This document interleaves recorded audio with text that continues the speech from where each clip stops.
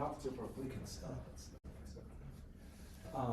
Okay, thank you very much for coming to Friday Seminar. So today we're very excited to have Ameen Ismail from Chicago. He got PhD in 2024 in Cornell under supervision of Shalakaki, and then since then he joined Chicago for his first postdoc. So today we'll talk about Uncool software transitions and their gravitational wave signatures. Yes. Awesome. Yeah, thanks so much for the introduction. I've had a great time in Minnesota so far. I'm here all day, so please come talk to me if you haven't already. Yeah, I want to talk today about some recent work, mostly with Lantau, on certain first-order phase transitions in certain models with extra dimensions and the sort of gravitational wave signatures one should expect from them. So, since this is a talk about gravitational waves, I thought I'd start with, maybe showing you some experimental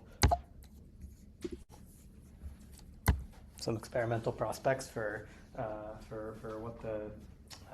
what gravitational wave detection will look like in the future. This is in roughly the frequency range that I care about for this experiment, some projected sensitivities for a variety of planned and proposed gravitational wave experiments. And some of these are more futuristic than others, I acknowledge. So for instance, I think like the space-based interferometer LISA is supposed to come online sometime in like the 2030s, if I recall correctly, whereas some of these other space-based interferometers that are more sensitive are maybe a little more futuristic. There are of course a lot of reasons why people care about building these sorts of detectors, but what I care about today is the gravitational wave background that can arise from first-order phase transitions. And if you're not familiar with this sort of thing, the idea is that a first-order phase transition proceeds via bubble nucleation, and so one can have bubble collisions during the phase transition, as well as sound wave and turbulence effects in the plasma that lead to a stochastic gravitational wave background. Okay.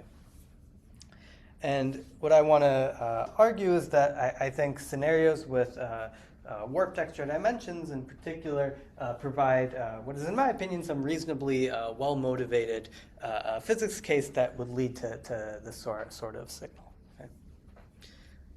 Let me begin, I guess, then by talking about sort of the prototypical example of such a phase transition, which is what occurs in the RS, the Randall-Sundrum model. For an audience like this, I probably don't need to review the RS model too much, but I'm going to anyway, just to make sure we're all on the same page.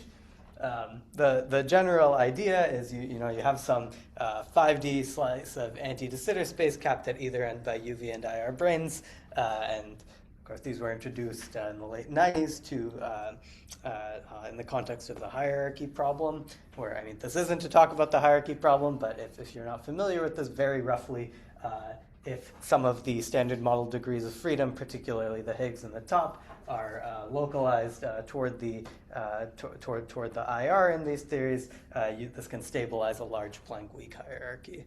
Okay. These models have a dual interpretation in the ADS-CFT correspondence, worked out around the year 2000, 2001 or so, wherein the idea is that one has some strongly coupled CFT sector, essentially, which is spontaneously broken at a scale dictated by the location of the IR brane. The brane corresponds to some spontaneous breaking of conformal symmetry. The dual interpretation of the RS solution to the hierarchy problem is some notion of Higgs compositeness, basically. Okay. And yes, these things exhibit a first-order phase transition in the sense that at high temperature, one expects the conformal symmetry to be restored. In the 5D picture, this manifests as the infrared brane is essentially hidden behind some sort of black hole, some black brane horizon that forms in the bulb.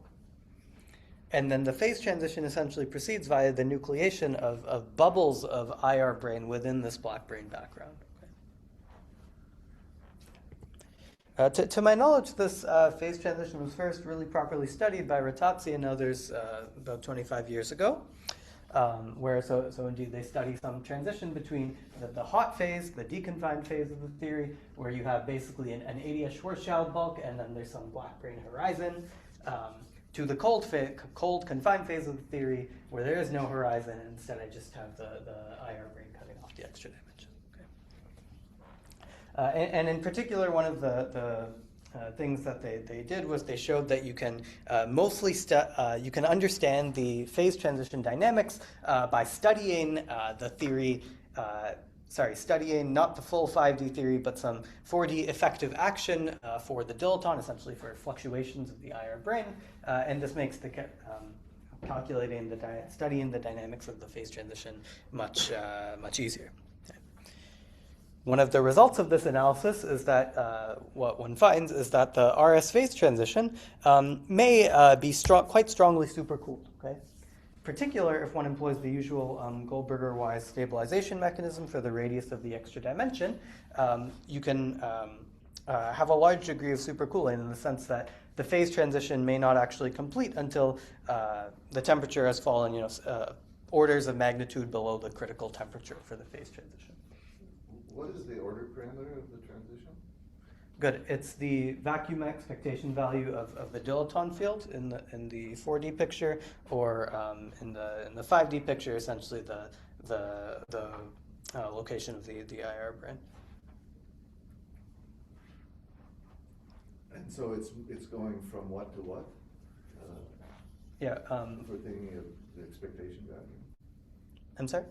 The expectation value of the dilaton is going from... Oh, yeah, so, sorry. In the hot phase, you should imagine the dilaton is basically sitting at a field value of 0 at the origin, which corresponds to the IR brane being infinitely far away, where one has the full ADS space and essentially unbroken conformal symmetry. Okay. And it's got... So you're assuming some potential for the dilaton? Yeah, so, good. So you have to... one must specify the stabilization mechanism that one has in mind that gives rise to the dilaton potential, and then you can essentially compute the dynamics of the phase transition, indeed. And yeah, so the statement that I'm making here is assuming the prototypical Goldberger-Wise mechanism for stabilizing the radius of the extra dimension, this leads to some particular form of the potential from which the statement arises that the phase transition can be is very supercooled. And then, I mean, is this a finite temperature transition? Is this... Good, yeah. This will be a finite temperature transition. So you're doing finite temperature corrections to whatever potential you're assuming for the dilaton. Good. Yes.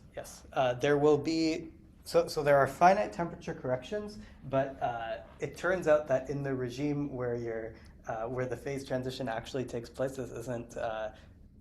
You don't need to worry about these corrections too much. I will make this more precise. I'll show you plots of potentials and such. Okay. What do I want to say? Good. So by no means am I claiming that this statement of several orders of magnitude of supercooling is something universal. Okay. I mostly just want to say it's something that can happen. Even in this this paper that I wrote a few years ago that I'm stealing a figure from to show you the amount of supercooling in Goldberger-Wise.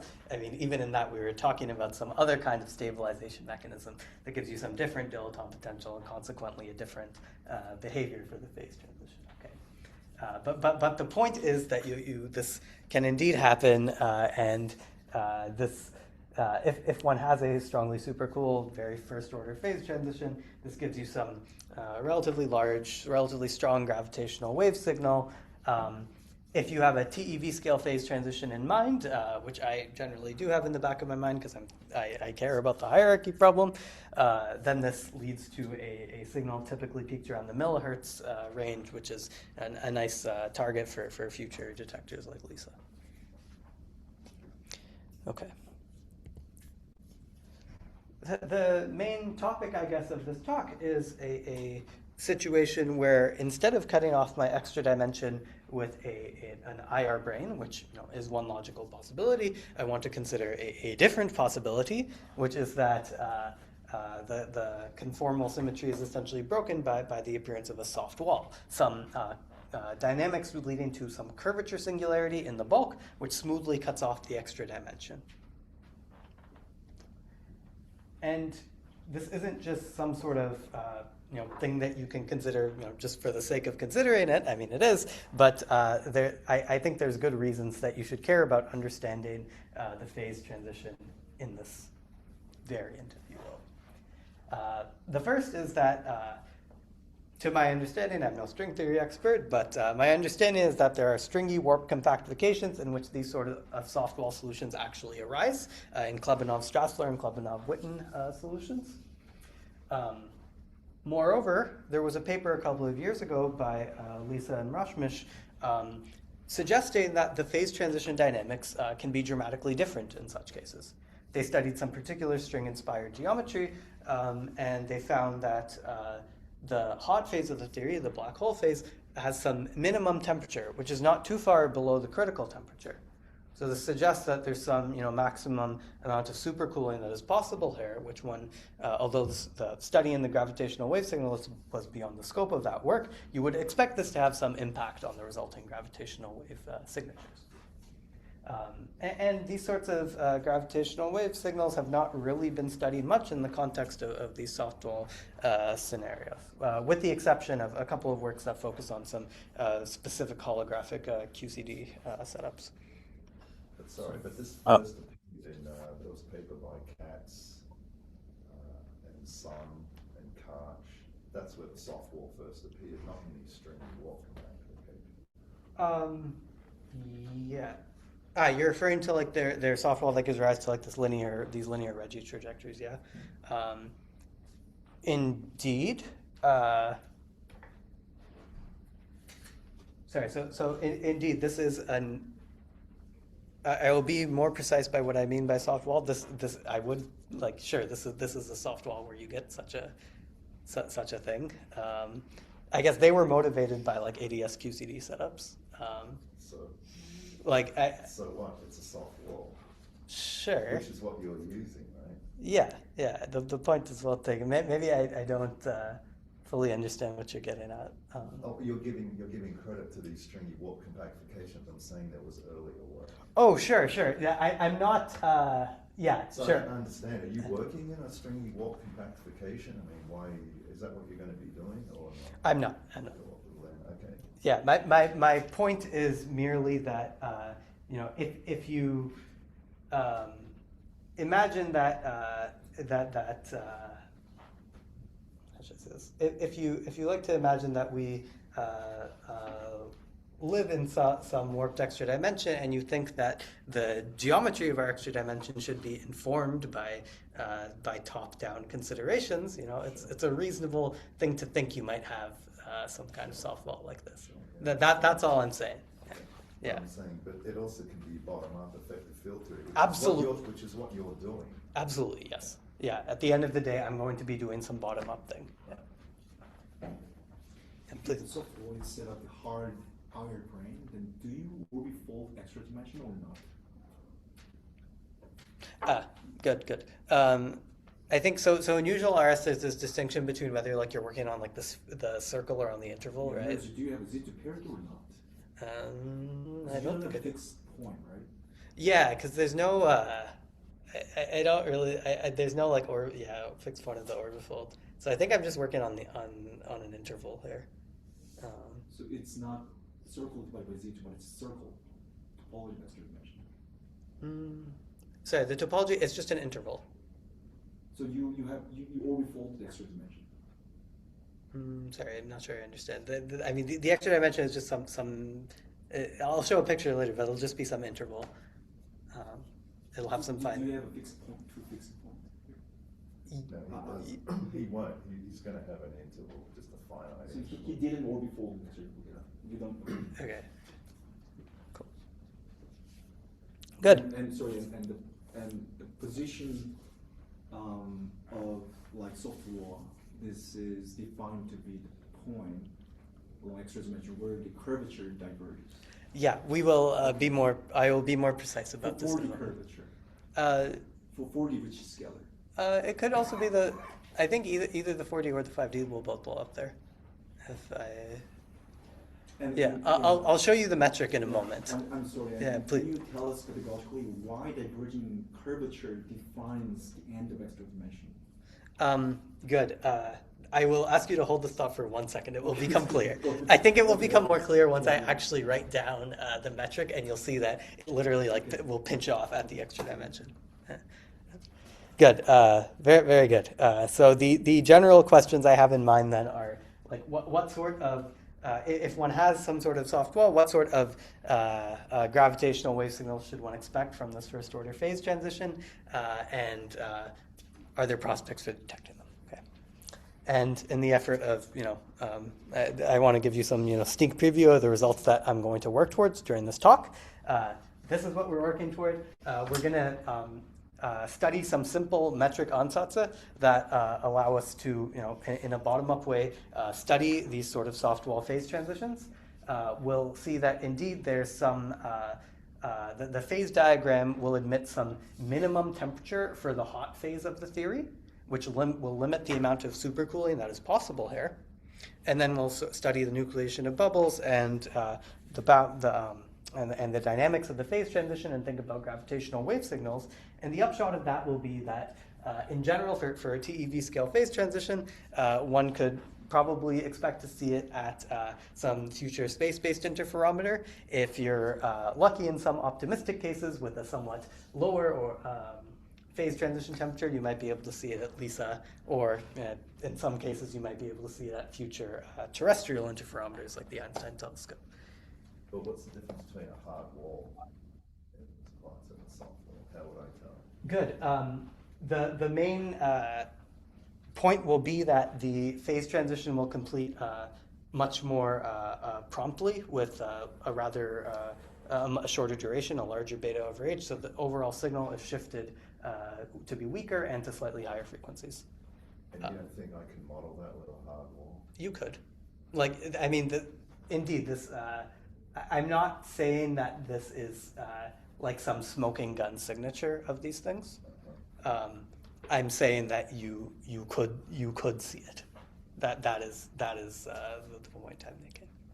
But there's nothing distinctive. But I was asking if there's something distinctive about the soft wall that's in this signal, but you're saying there is. I don't think there is, because at the end of the day, the phase transition signal is going to be characterized by the duration of the phase transition and maybe like some wall velocity and the latent heat of the transition. Okay, so those things being equal, there's no way for me to distinguish the UV model that the phase transition is coming from.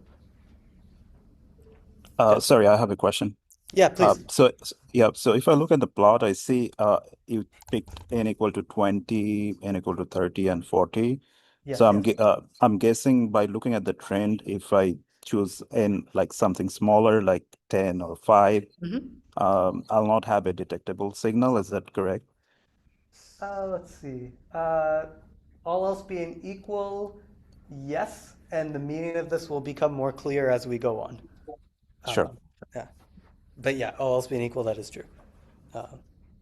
Good. Okay. Good. So to your question, let me now tell you how I want to actually talk about these soft walls. Okay. So I want to imagine I have some extra dimension. I'll call it y, and I'm going to parameterize the metric like so, where there's some warp factor here that I call a. Our ADS, or the RS solution, just corresponds to this guy being linear, and this is a solution to the Einstein equations with just a cosmological constant. Instead, I want to imagine I have some more general warp factor, and in my bulk, I'm going to have some scalar field, call it phi, sort of the analog of like the Goldberger-Wise field, where this bulk scalar is going to have some potential that causes it to develop some vacuum expectation value along the extra dimension, to which the geometry essentially back reacts. And the idea is that for some choices of potential, we'll talk about what choices of potential, one develops some singularity at some finite distance in the bulk, where at that singularity, basically this warp factor goes to infinity, so that the 4D, the metric on like a 4D hypersurface of constant y just kind of pinches off. And this is usually accompanied by the vacuum excitation value of the field also has to diverge at the singularity. Indeed, the 5D effective theory breaks, the gravitational theory has to break down like super close to the singularity. At some point you need some quantum gravity to resolve the details of the singularity, but I think everything I want to tell you today should be roughly independent of the UV completion. Okay. Yeah. In the position where the curvature diverges, do you still need to solve the Israel tension condition? The extrinsic curvature is discontinuous, I guess, here, but this difference is infinite. Is it infinity because curvature diverges, or? Good. Let me think. Yeah, so I think in principle there is like some like in your action you should have some Gibbons-Hawk and York boundary term here that will essentially give rise to that. But I believe since the warp factor is divergent at this point, I think the resulting condition is going to just be trivial. But I have to think about this carefully. Why is it trivial? Because I think in front of your extrinsic curvature, there'll be, or in front of your Gibbons-Hawk and York term, there's some like root. There'll be some root g, right? Okay. At the singularity essentially, but root g is just going to 0 because it's pinch hit there. So in other words, there's no localized energy there. There's no. The point is whether you have localized energy there or not. If you haven't, then you still have this continuous extrinsic curvature. I have to think about this more. I'm not actually sure. But introducing some bark fields gives you this metric. Is that what you're saying? That's right. Yeah. Okay.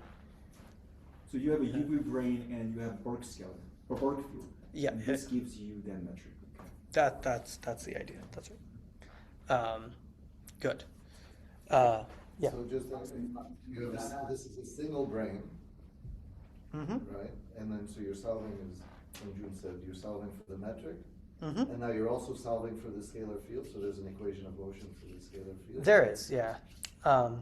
It turns out that the Einstein equations imply the scalar field equation of motion essentially from conservation of the energy momentum tensor, but that's more a technical point. And indeed, you do solve all of these. Good. Yeah, it's an Einstein scalar system that they solve. Yeah, precisely. And I mean, if you want, here's what the equations of motion look like. I don't expect you to remember this. The only reason that I'm showing this to you is that I want to tell you that there's sort of as a minor technical aside, that there's this clever thing we call the superpotential trick to construct solutions in a systematic way to these sorts of to this system of equations. Sorry, I have a question. Yeah, please. Yeah, so if you start from some arbitrary scalar field profile at some particular time, would you expect, like under some particular certain condition, this will evolve to this software-like metric, like this will evolve to this singularity? I think it would depend on what the bulk, on what the potential for that scalar is, I think. Sure. I mean, let's say like you choose the potential that you have in your model, like in this model. Yep. And you like instead of starting from a scalar field which has a singular which diverges, you just start from some arbitrary scalar field profile and you let it evolve. Would you expect that for some particular scalar field profile, it will always evolve to the singularity or not? I mean, typically I would expect that's the case, that you would evolve toward the steady solution here. But I don't know if there's maybe some pathological choice of some initial condition that you could choose that wouldn't result in this. But I think typically this is what I would expect. Sure. Thanks. Awesome. Yeah. Let me ask one more question. I'm sorry to bother you. No, that's good. I love it. I want to understand the role of this Burke scalar here. Okay. Yeah. It seems like this Burke scalar is playing two roles. The first one is Goldberger-Wise type role. stabilization of the brane saturation. The other one is, this is also playing a role of brane tension that you have in the RS solution. So here I think you're assuming absence of UV brane tension. Yeah, It's tuned good. tension. Yeah. Good. Yeah, there should be, precisely. There And there'll be some like there'll be some potential for this scalar on the UV brane that basically sets some UV boundary condition for the scalar, right? Yeah, absolutely. Okay, so here you don't need a tuned UV brane tension first, right? Here, I don't see UV brane tension. Okay, good. I'm not writing the boundary condition on the UV brane here, but in principle, yes, there is one, and you have the same. There is the same, I think, tuning to remove like the 4D cosmological constant as there is in ordinary I'm sorry, Rs. you said here. You said this is Einstein equation, but why don't I have a UV brane tension here if there is a UV brane? Sorry, there is. I'm suppressing it. This is just the like bulk, the equations in the bulk. So this is There's more equations. Yes. This is just Yes, motion scale, not Einstein equation. Sorry. It is it's the Einstein equations in the bulk. Yeah. Okay. Yeah. There's in addition some terms that look like that are delta function localized on the UV brane. That are which you can absolutely talk about those and they matter. There's the usual like RS like tuning of the 4D cosmological constant, but all that is the same. Good. So there's this trick where you can construct, given some function of the scalar field, which I think for historical reasons we call the superpotential, but I'm not doing anything Susie here. You can construct some particular choices of the warp factor and the scalar field VEV and the scalar potential that satisfy the Einstein equations. Okay. And the reason the only reason I'm telling you about this is to tell you that a little bit later I'm going to want to make statements about what sort of potentials lead to a soft wall that results in a gap spectrum and confinement. And if I want to make these statements actually in a correct manner, it's easier to make them in terms of this superpotential. Good. Okay, let's talk about that now. So one can ask sort of under what conditions, what choices of potential lead to a soft wall singularity that corresponds to some confining theory where I have a gap spectrum for the Kaluza-Klein modes of the theory.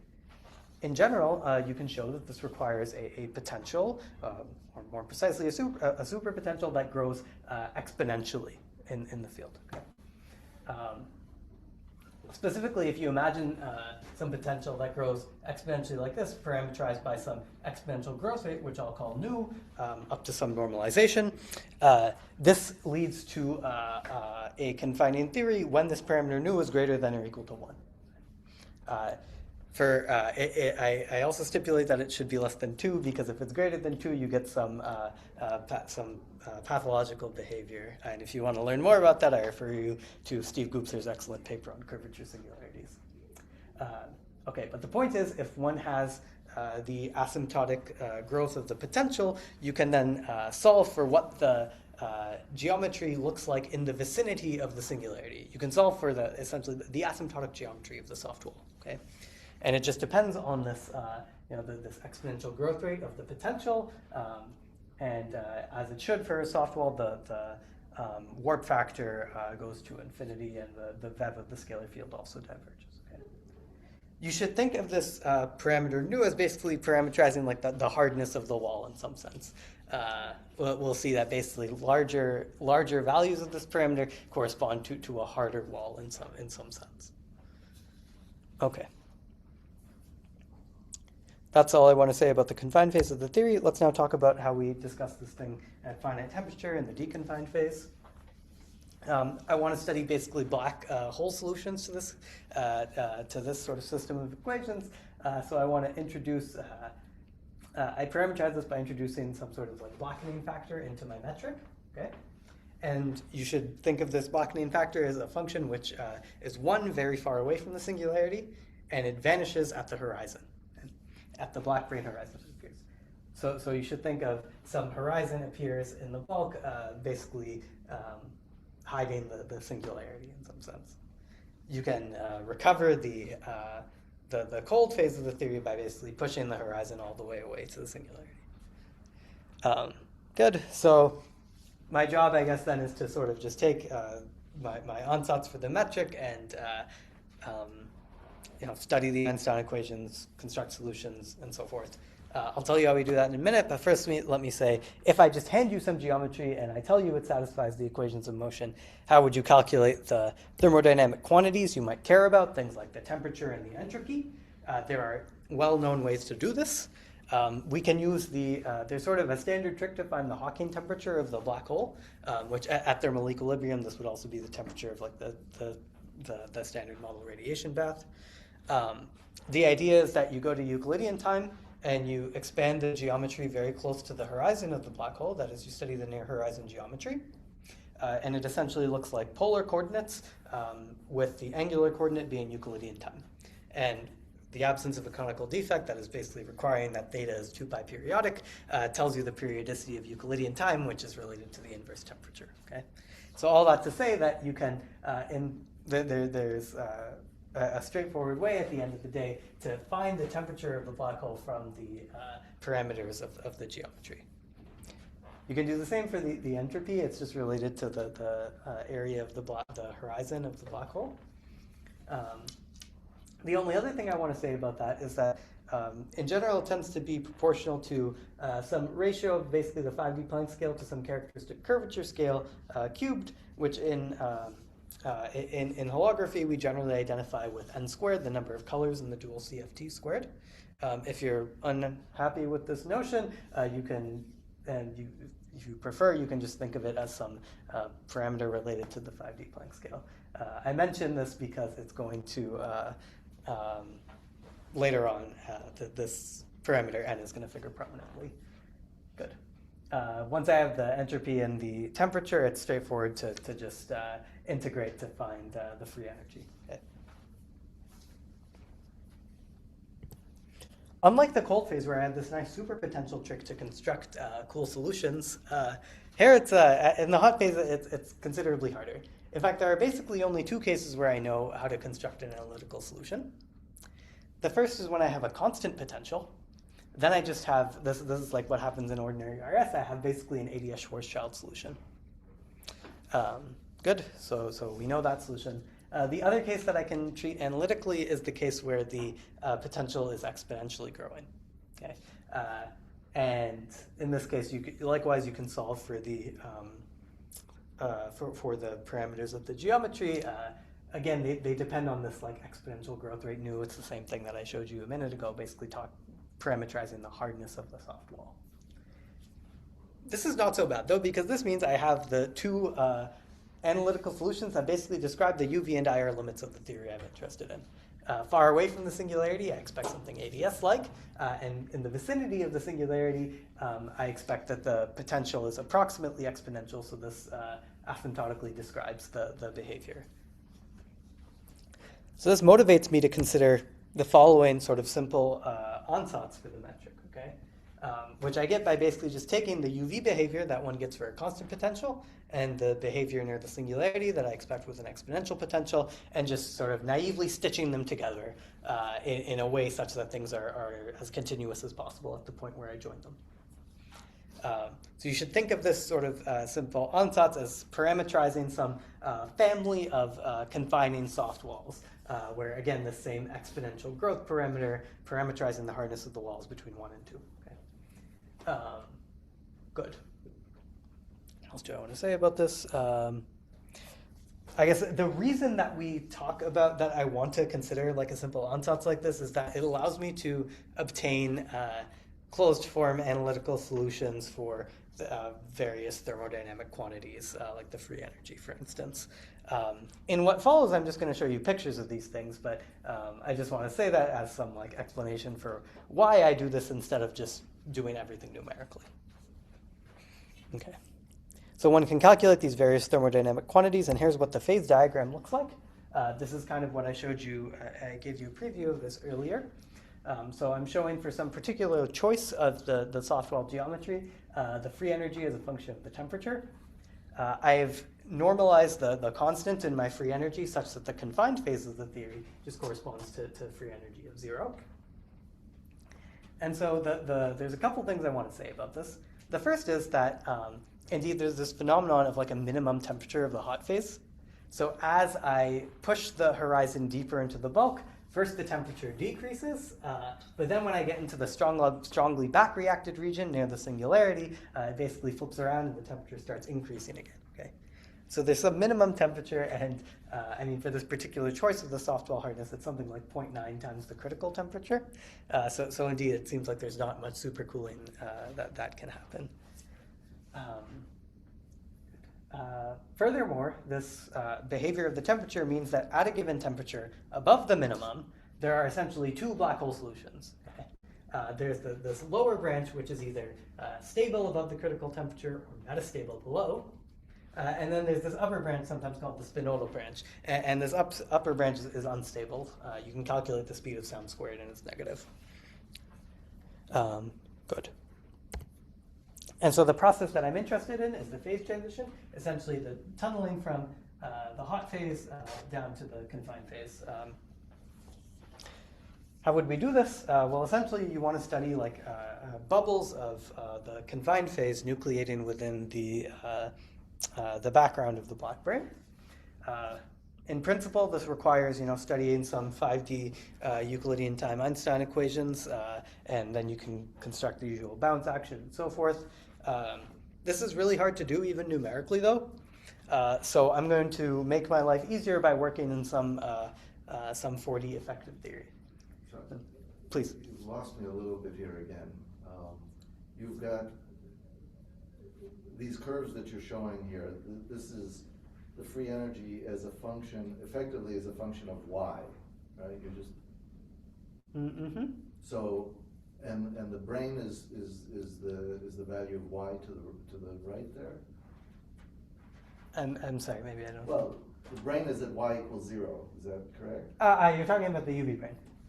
There's only one brane. You've only Sorry. I thought maybe we were talking about something completely different. I understand now. Good. There's one brane. Yes. Okay. You were on the same page. And that's at y equals 0. Yeah, or like on it.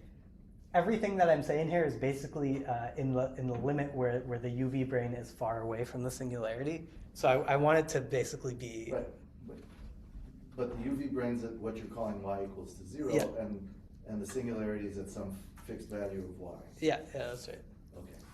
And then you can solve as a function of y. You're solving for either the temperature or the free energy. Yeah, it's a function of where the horizon is. Yeah, the y where the horizon of the black hole. Oh, so h is the position of the horizon. Yes. Sorry, I should have been explicit about that. Okay, so to the right, you have the horizon is close to the UV brane? Yeah, so this is so as I come in from here, this is my horizon is far in the UV, right? And then I'm pushing my horizon into the toward the IR. Towards the singularity. Yes.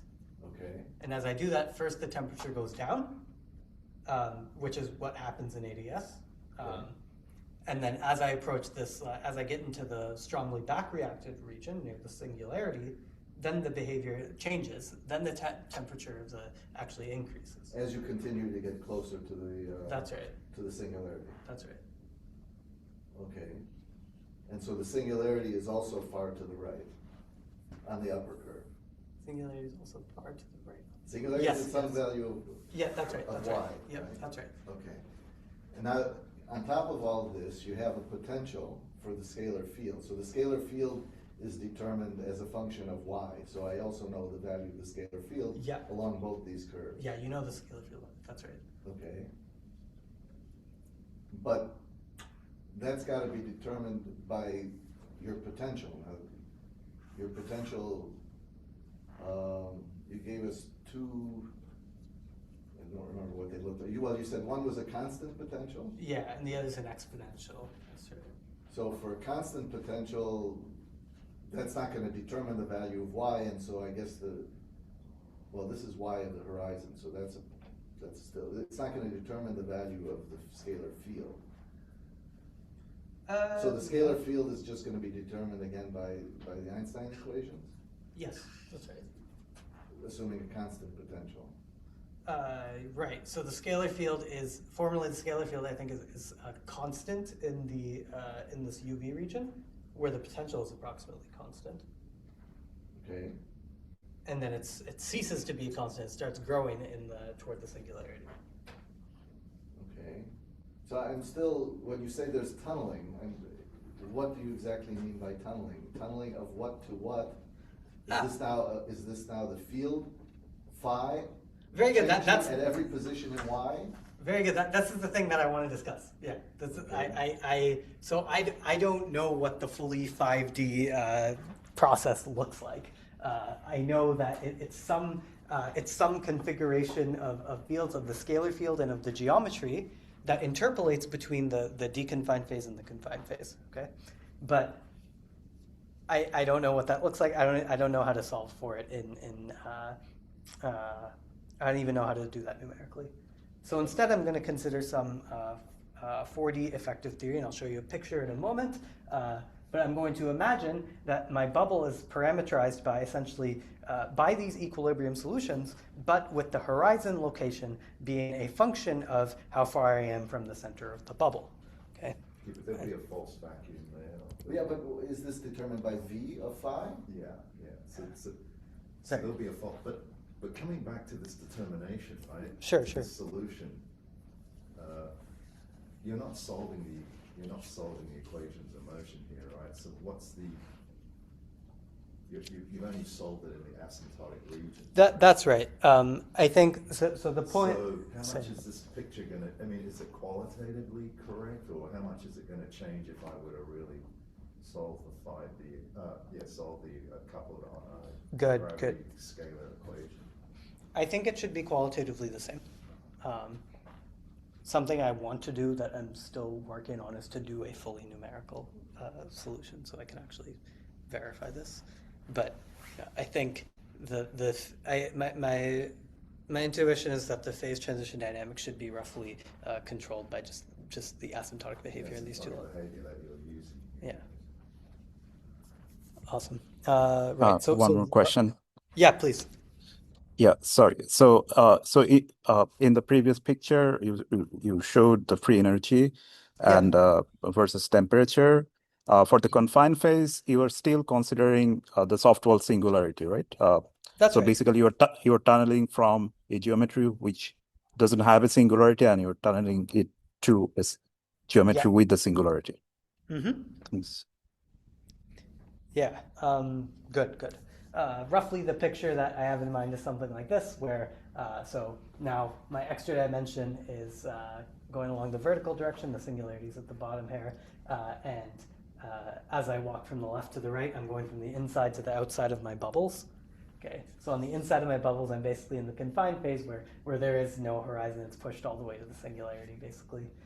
And then on the outside, the horizon sits somewhere in the bulk, okay? The singularity is like close behind the horizon, okay? And then essentially what I want to just study is some 4D effective action for the horizon location. Okay? So that's going to be the 4D effective action that I'm working with. I'm going to... So the position of the horizon is something, so what are you using to solve for the position of the horizon? Good.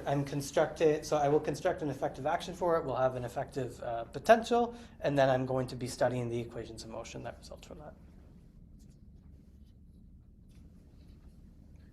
Maybe this will be more clear if I show you the potential, which is what I'm going to do next. Yeah. Okay. So again, fixing some particular value for the parameters of the soft wall. This is what you get for the effective potential of the horizon location. So you should view the origin here as basically being like the confined phase where the horizon disappears into the singularity, and the sort of minima that appear here correspond to the horizon to the deconfined phase where the horizon is somewhere in the bubble. What is YS? Sorry, YS is the singularity location. So this is basically how far away is the horizon from the singularity in some sense. So there's some. So firstly, at the critical, the point I want to make here is that the structure of this effective potential reflects essentially the structure of the phase diagram that I showed you. At the critical temperature, I have two. My minimum here is degenerate with the origin. As the temperature cools below the critical temperature, but still above the minimum temperature, then I have some like metastable minimum here corresponding to the deconfined phase. Okay, and I'm interested in basically tunneling from this false vacuum to the true vacuum of the theory here. Okay, and what's producing this potential, or is this something you're choosing? I'm deriving this from the, you imagine you have some horizon location that's a function of the, of some radial coordinate of the bubble. You plug this into into the action of the theory. And what role is phi playing in all of this? You also have to include the action for phi in this. So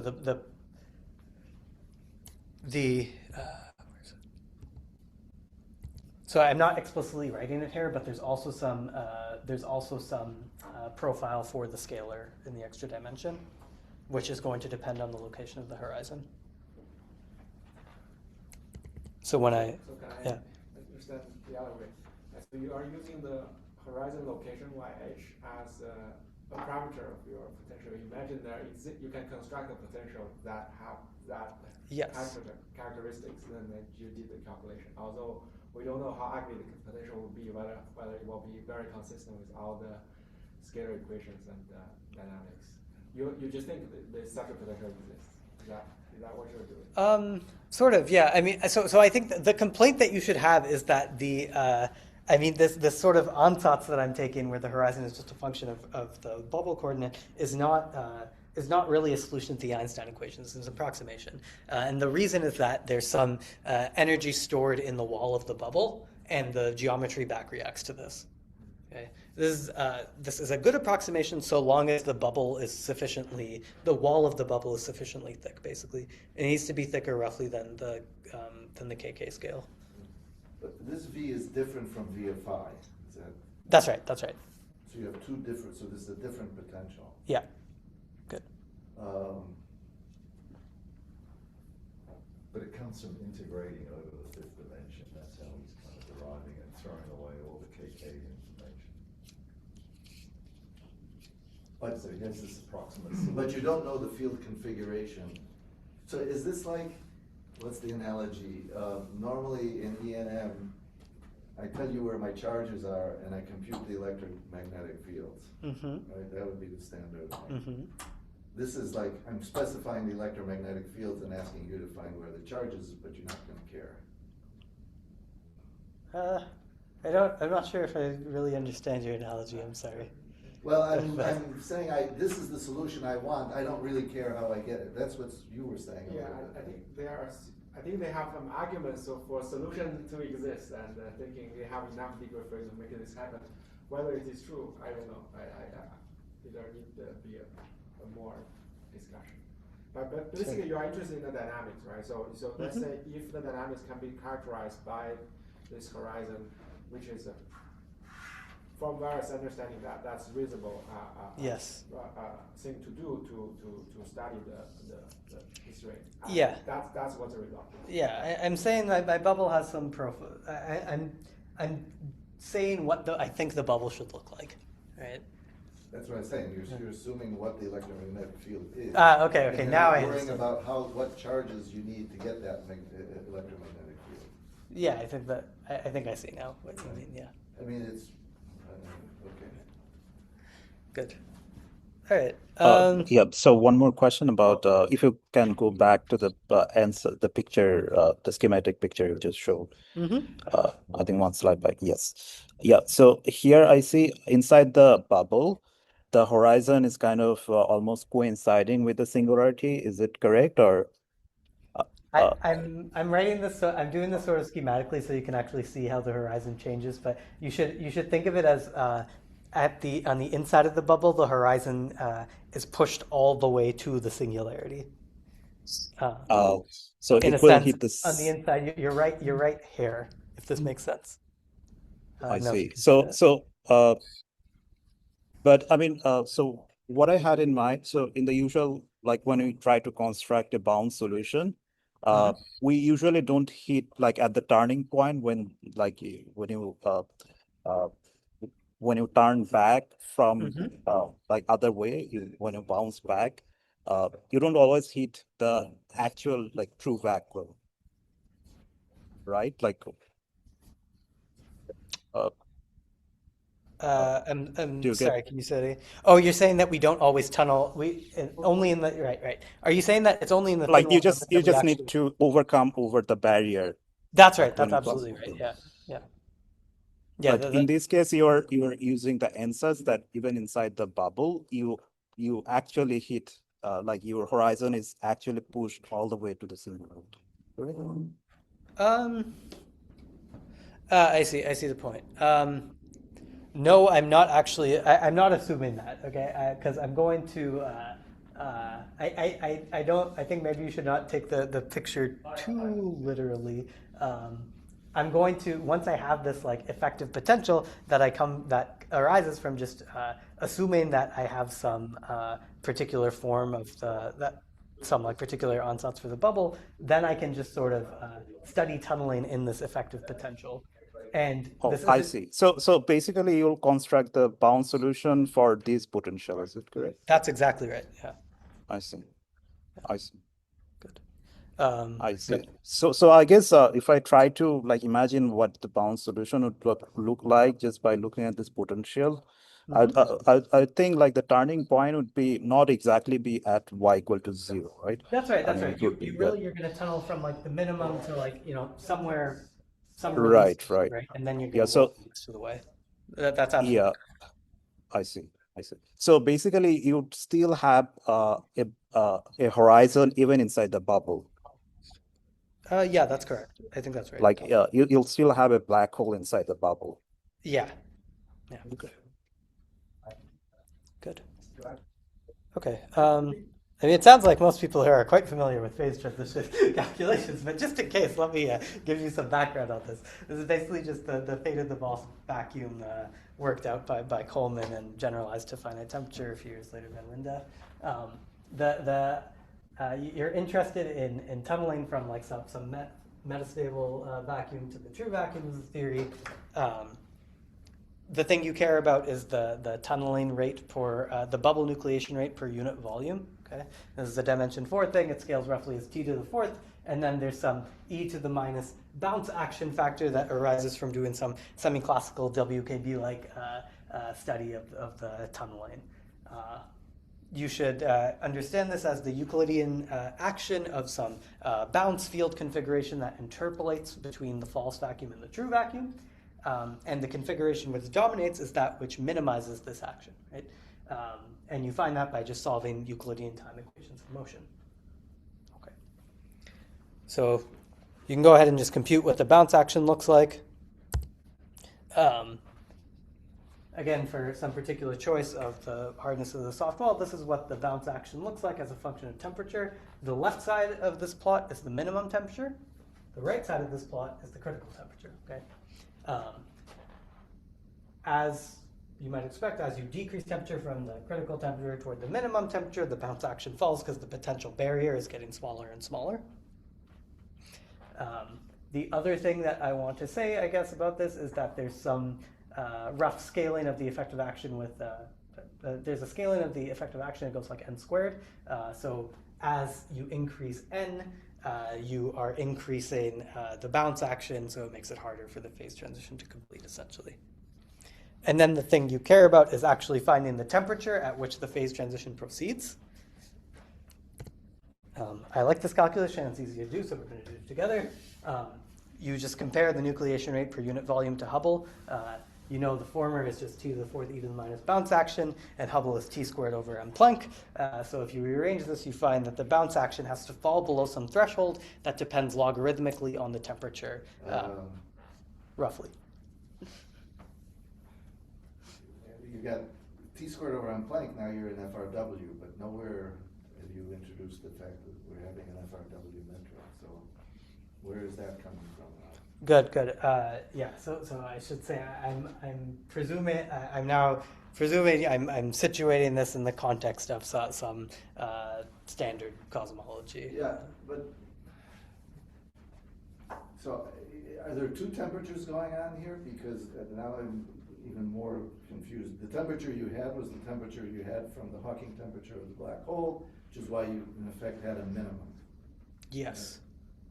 It has nothing to do with the temperature of radiation bath that's driving the expansion rate. So this bubble is the bubble in our 4D? Yeah, that's now I'm doing some 4D effective. Okay, but this is the temperature of what? Good. Is there radiation inside this bubble? It's the bar. What bath? This is in 4D now. You're going to 4D, right? Yeah, but Yeah. Hawking temperature is identified with the thermal bath temperature. At thermal equilibrium. That's all. As far as temperature is greater than temperature. Hawking okay. Yeah. Yeah.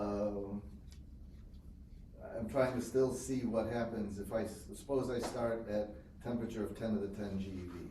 Mm-hmm. What is my, right? So I'm not sure where I am here, but I'm far away from the transition. Yeah. So I'm in the situation where the horizon is very close to the UV brane, right? Yeah. Okay. That's right. And my temperature is cooling, Mm-hmm. and there's eventually going to be the transition temperature, and I pop out a bubble. Right? Yes. That's right. And in that bubble, is there still, now you're saying, now inside the bubble, the horizon is very close to the singularity. Mm-hmm. Okay. And what's happening now? So now I've got some kind of inhomogeneity because I've got a different temperature in the bubble and out of the bubble. I don't really see where the Hubble-like expansion is taking place. What's governing the Hubble-like expansion? Sorry. That inside the bubble, I'm at the same temperature. You're at the same temperature. Yeah. Okay. But this is so is this bubble happening inside a Friedmann-Robertson-Walker background? Yes.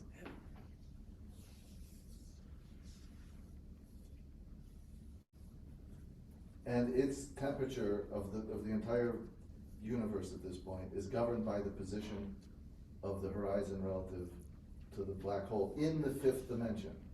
Yeah. I mean, I would probably think about it. I would probably think of it the other way around. I would think the temperature of the temperature of the FRW cosmology, the temperature of the bath, tells you what the equilibrium position for the Okay. horizon is. So what does the T min mean here now? Good. T minimum is the minimum temperature at which you no longer have a black hole with that Hawking temperature anymore. So there is no equilibrium solution anymore below T min at Yeah, but the black hole.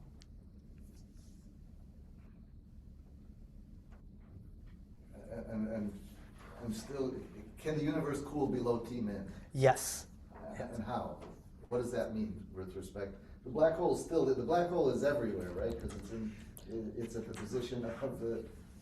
But the horizon ends at T min. I mean, you can't go beyond T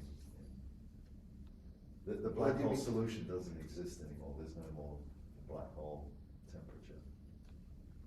You don't have a solution, right? Yeah, that's right. I mean, Between that and the singularity, then he doesn't have a black hole solution anymore.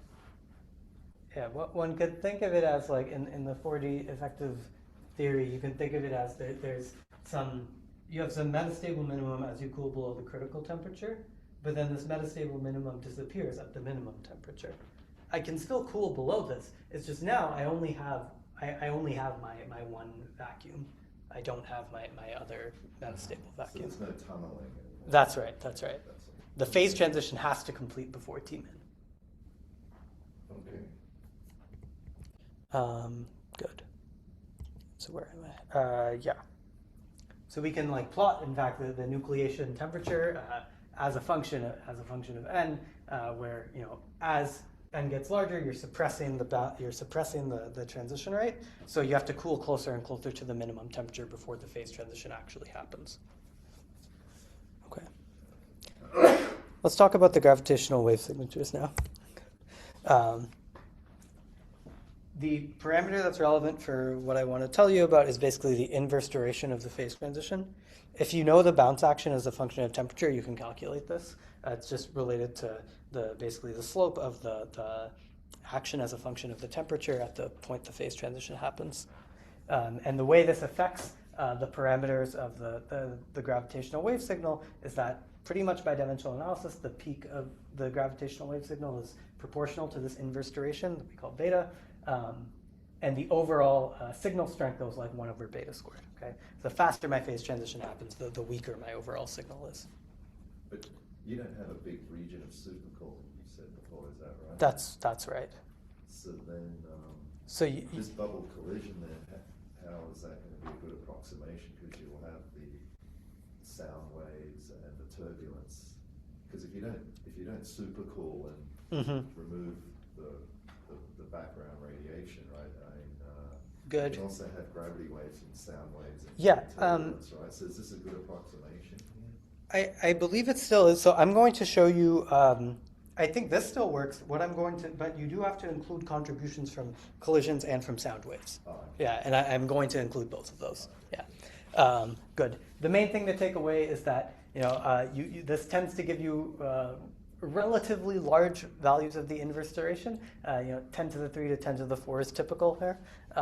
Whereas in like vanilla RS with Goldberger-Wise stabilization, you can have a much slower phase transition, where like beta over h equals 10 would be typical. Okay. So here I'm just plotting this for a few. Now, before I was showing you just one value of the hardness of the softball. Now I'm showing you a few different curves. Okay. And now I'm just going to take a few benchmark points that I marked with stars here, just taking some particular values of n and plot gravitational wave signal curves. And this leads to the other plot I showed you at the beginning, where these solid lines are for those 3 benchmark points, the signal expected for a TeV-scale phase transition. I'm including contributions from bubble collisions and from sound waves. I've checked that if you only include collisions or only include sound waves, it doesn't really change anything regarding the detection prospects. So, I also, for comparison, in the most optimistic benchmark, show what happens if you lower the phase transition scale to like 100 GeV or raise it to 100 TeV. And like I said, the main thing is that you can look for these things at future space-based interferometers, and if you're particularly lucky, maybe you can see it at LISA or at a future terrestrial interferometer. Okay. Let's see. Maybe I can ask my Yeah, question again. Then I think you already answered it. I asked it before. So, are you saying then that I could mimic these curves also with a hard wall and a particular value of beta over h? Is that what you're saying? You could. That's what you said. You absolutely could, yeah. So at the moment, there's no real soft wall signature in this at the moment? Yeah, I don't think you can hope for this purely with the gravitational waves, purely with the phase transition. The one thing that you could hope for, I think, is something much more ambitious, which is that if you go out and you see if you see a signal like this, and then you also maybe at a collider discover KK modes, then I'm sure you can do something. But purely through the gravitational wave signal, unfortunately, no. There's no smoking gun just from that. The point I'm making here is really just that you might have worried that they would be even weaker than this, say, given that not a lot of supercooling is allowed. So can you even see them, I feel, is the relevant question here. Is KK spectrum different compared to ours? In general, yeah. So the spectrum is going to depend on the details of the extra dimensional geometry. Not in in a qualitative manner, it's going to be roughly the KK scale is still parametrically set in the same way, by the singularity location, but the details of the spectrum can be different. What details? The precise values of the spectrum. Space. Yeah. Spacing is it ranges from Reggie behavior, which is square root of n, Okay. to KK behavior, which is n. Okay. It can be anything in between. So there's a difference. People studied this for colliders back in the day because they were interested in the different spacing. I see. But now, yeah, it's Okay. So what would the spectrum look like for just the ordinary electroweak phase transition? No branes, no Randall-Sundrum, just, For the ordinary electroweak phase transition? right. Well, then it's not first order. Well, you yeah? can make it first order. Sure, if you make it first order, okay. Well, you're making something here as well, so I. Sure, yeah. I'm gonna I just want to know Right. what you So, what yeah, you have in so mind. I add, a cubic term or whatever it is I need Okay. to do to get a first order phase transition for electroweak. Won't I get a spectrum that's sort of like this? should be exactly like Well, that. sure, yeah.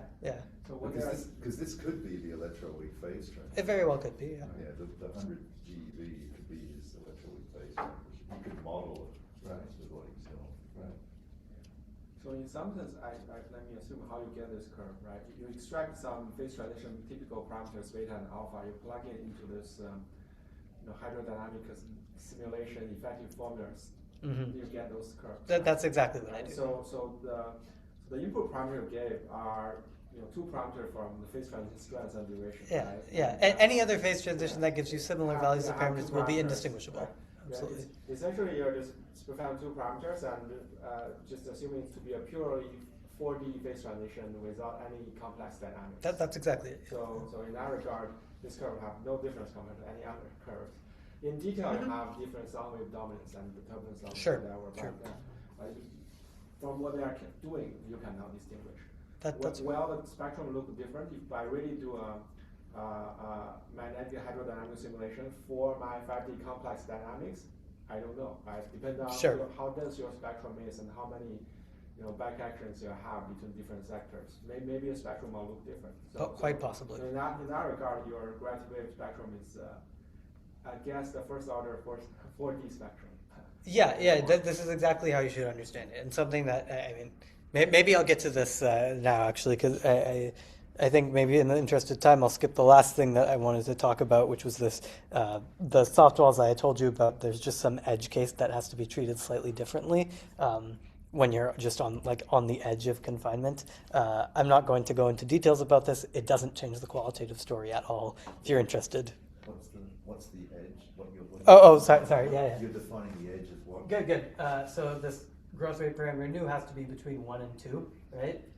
When it's exactly 1, Oh, that's like the edge. precisely the value at which you start to confine, then subleading behavior can matter, basically. And you have to treat this, formally you have to treat this separately. The qualitative story is completely unchanged, though. At the end of the day, similar phase diagrams, similar gravitational wave signals. Yeah. Talk to me more about it later if you're interested. I'm more than happy to discuss. But let me just summarize then in the interest of time.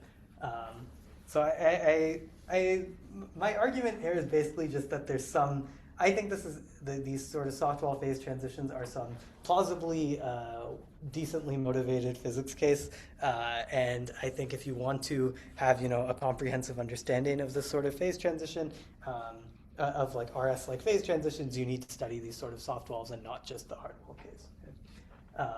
And we constructed some gravitational wave signal curves using some simple ansatz and found that for a TeV-scale phase transition, you could indeed see it with some future space-based detectors. To your point, indeed, what I'm doing here is some effective 4D thing, and really what I would like to do is just to do the fully 5D calculation. I still don't know how to do that yet, but in the process of writing this paper, I saw some code that was released a few years ago specifically for studying holographic bubbles. And so I haven't looked at it in too much detail yet, but my hope is that I want to play around with it and see if I can exploit this to do some fully 5D computation of the phase transition. Okay. I'll finish there. Thanks so much. Okay, let me ask one question. So, in the original Rattazzi and Nicolis and Cremley work, do they have some problem like wall inflation problem? Some. So, before phase transition happens, you're in false vacuum. Yeah. So you would have the inflating meters. Oh yeah. So because of some problem related to the old inflation problem, do they have to require temperature, like reheating temperature to be smaller than critical temperature? Or it can be still greater than critical temperature? Yeah, I think it's fine. It just means you have some. So if you have like a strongly supercooled phase transition like this, what this just means is shortly before the phase transition happens, there's some period where you're vacuum dominated. So you get some extra like period of inflation, some small epoch of inflation. I don't think this is a problem per se. It might be, it can lead to thorny issues like if this happens like, you know, if like you're trying to do baryogenesis before the phase transition, then it can like dilute your baryon abundance, for instance. Same deal with like if you generate the dark matter abundance before this epoch of inflation, you can dilute it. But I don't think there's any like problem per se here. Let me ask a question. I think around 2020s, you know, the Maryland group, Rahman, Shobik, and Rushi, they spent quite some time studying the, actual dimensional phase transitions in the universe. Did they try the gravity wave spectrum and show you some different behaviors, or they also did just plug in the formulas, effective formulas? Because I remember they were talking about spectrum of particles and changing some things. If I know I think I know the paper you're talking about, the culminating in this phase transitions from the fifth dimension paper. At the end of the day, if I recall correctly, and it's been a few years, but if I remember correctly, I think once they extract these parameters beta over h, they just roll with it. Yeah.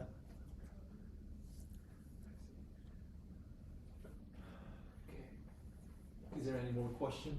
If not, then let's give applause again. Thank you.